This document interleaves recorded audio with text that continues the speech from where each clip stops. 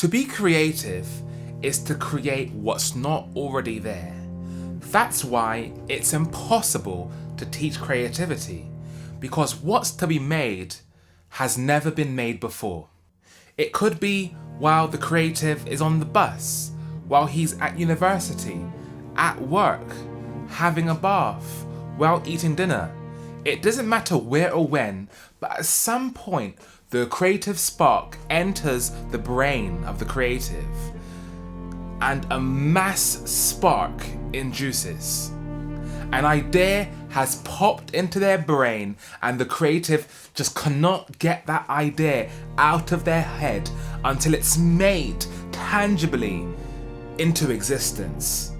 It goes from a thought in the brain to a painting, a piece of music, some lyrics, a poem, a new design. It doesn't matter what it is, but there's an idea that the creative is now on, and that, for the foreseeable future, is his goal.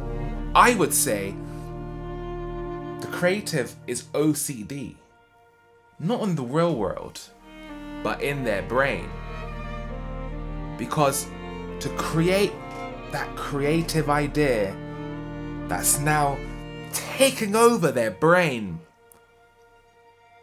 is driving them insane. It needs to be done. It needs to be made. It has to happen. Now, now, now. Faster, faster, faster. It becomes an obsession. The creative would rather die than to not see that creative piece of work come to life. And for days on end, weeks on end, sometimes even years on end, the creative works on bringing this glorious masterpiece to life. And they want to bring that glory into the real world. The creative truly believes that what they're about to make is glorious. It's perfect. It's even holy. It's the best. The creative sees perfection. The creative sees the utmost beauty in their idea. And that is what they're aiming to bring to life. So the creative goes crazy during this creative pursuit. And they fine-tune every single detail. Each stroke of the brush is done in such a way where the utmost perfection can be created. Each touch of the piano keys or the guitar strings is touched in such a way where the utmost beauty can come to life. And they obsess over the details, because it's the details that are gonna make the end result perfect. A 5-second piece of music. This must be obsessed about. The chord doesn't sound so right. No, let's change the chord 1 note to the side. The note should be held for a millisecond longer. The stroke of the brush is wrong. It's wrong. I need a new set of brushes. The exact tint of that red colour. I'm just not feeling it, says the creative. I need to go down to the art store and find the perfect tint of red. So they go down there and they go to the art store and they look for that perfect red, and then in the art store they think, oh, that's the perfect one. But then they bring it back home to their art studio and they actually use that tint of red. It's like, oh, actually I don't like it anymore. So they go back to the art store again and then they retry another tint of the red and they come back. And they don't like that one either. And it goes back and forth, details. It drives them insane. So, after days, weeks, months, years, or even decades, They finished the musical masterpiece. They've finished the painting. They've designed that new car or new house. And for a brief second, there's a sigh of relief. I finally finished. But almost instantly after that, they say to themselves, ugh, I hate this. I don't even like it. Ugh.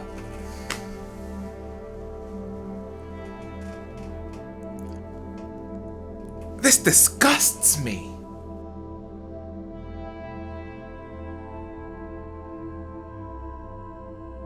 And for the naive creative, they sit back and they think, this is weird. For the last couple of weeks, I was working on this movie, and while editing it and filming it, it all just seemed so perfect. But now, ugh! Because the beauty which they spent so long translating from their mind to the finished work of art did not translate properly. The beauty that they have envisioned for so long just simply isn't there.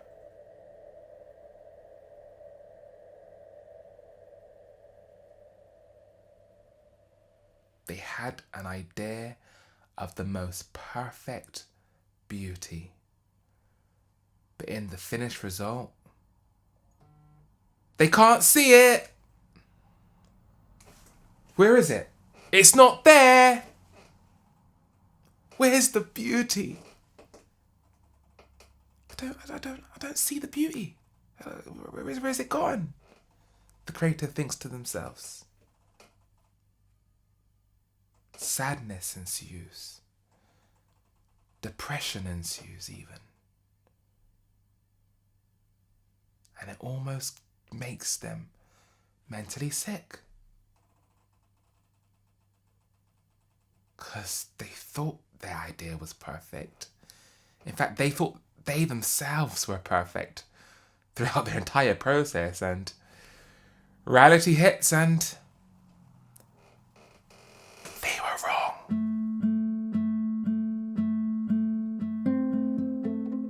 Their work's not perfect. Their idea is not perfect.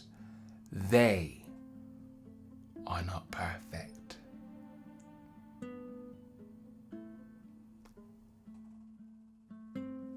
And who can like themselves if they think they're perfect, but they know that they're not?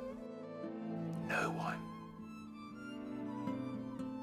Who can like their idea, which they think is perfect, but actually isn't? No one. So they get depressed. A day, a week, a month, doesn't matter.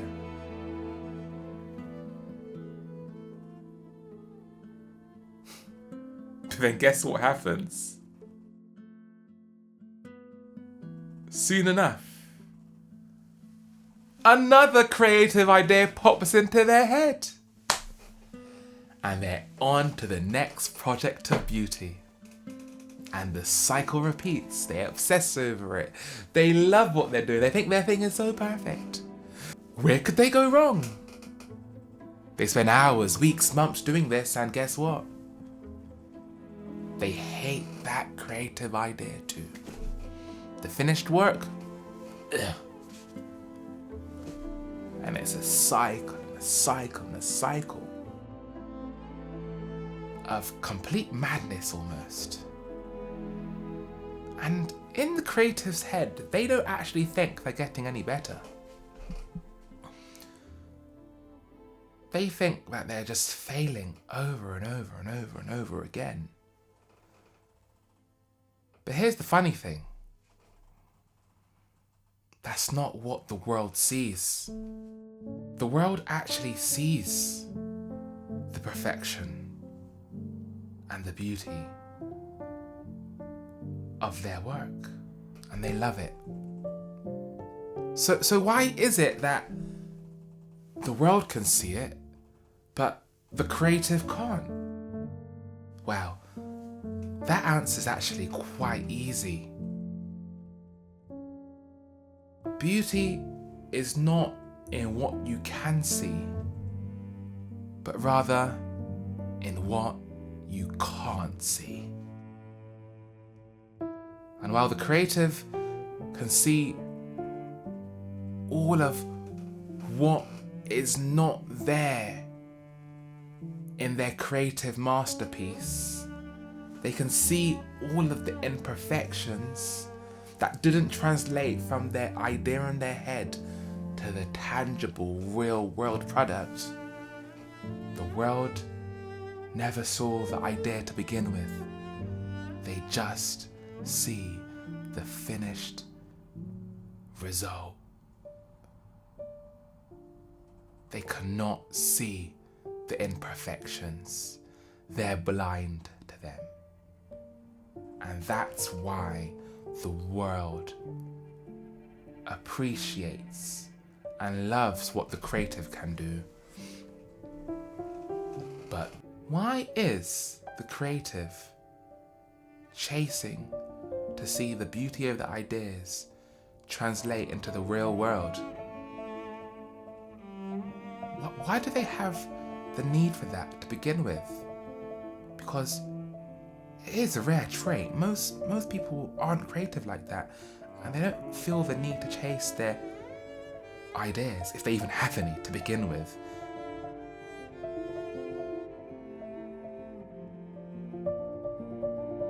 It's not a thing which is paramount for them.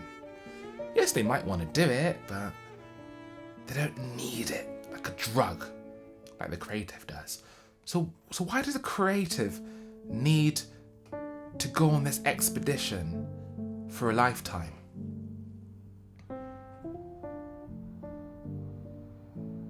It's because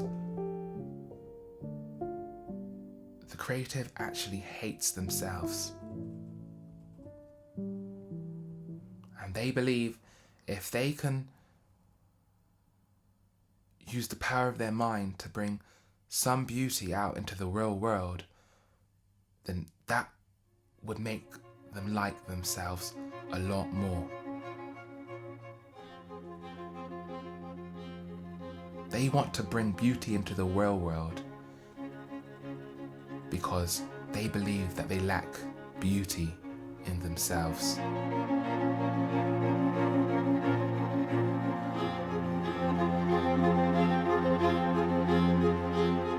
The creative has a low self-esteem. The creative thinks little of themselves, and their method of retribution is to bring beauty through their creative ideas so they can feel better. So they can say to themselves, you know what? I am beautiful. And not physically, ladies and gentlemen.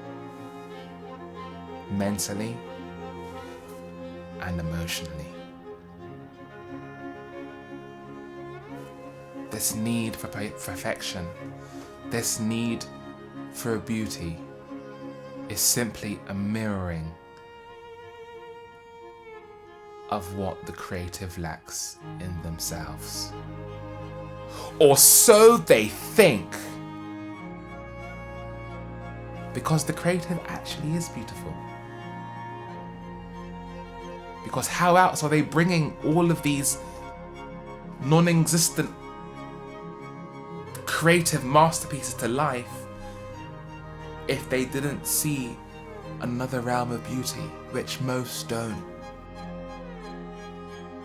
The creative has entry to channels most others simply do not have.